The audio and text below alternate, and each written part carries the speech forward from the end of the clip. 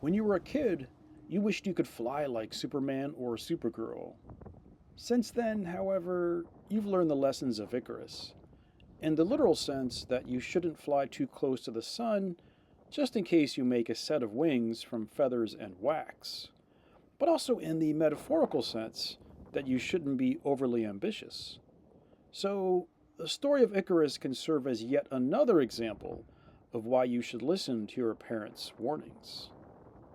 As you look at the clouds, you consider the stories that you've heard about the possibilities of flight, about the dreamer designers like Leonardo da Vinci, who designed gliders, a helicopter, and machines with flapping wings in his brilliant drawings, and about the dreamer writers like Jules Verne, who wrote about flying vessels that combine propellers with sailing ships.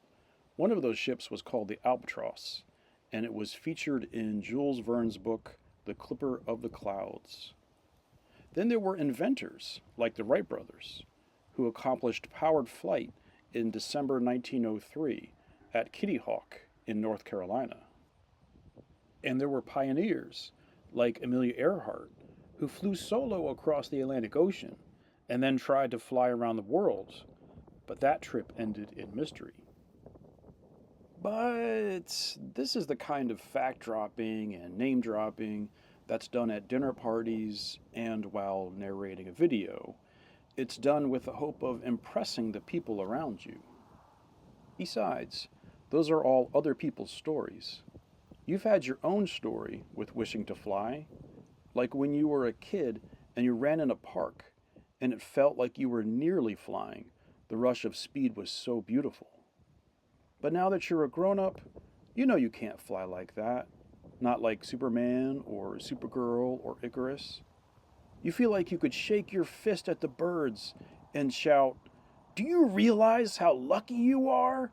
What you take for granted?"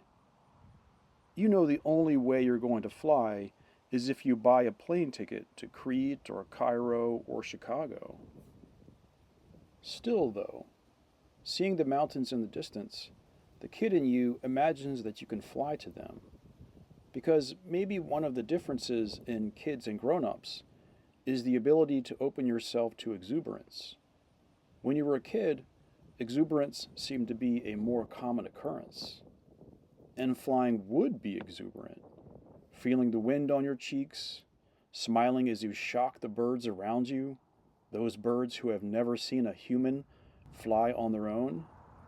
And you'd feel moisture as you fly into clouds like the sprinklers you used to run through on hot summer days. Maybe you'd even see an alien spaceship hiding in a cloud. Because, who knows? Maybe aliens are hiding in those clouds. Such things are possible in the stories that you can imagine. You could be inspired by the stories from history and literature and then come up with your own stories, like the clouds forming shapes that can be seen in different ways by different people. To you, one cloud could look like a whale, but the person next to you sees a horse. Your grown up self knows that trying to fly on your own would end by gravity pulling you down and breaking an arm, or spraining an ankle, or bruising your ego, or all of the above. But the imaginative kid and the practical grown up selves can exist inside you at the same time. And you think about how much balance is there and how much attention you give to each.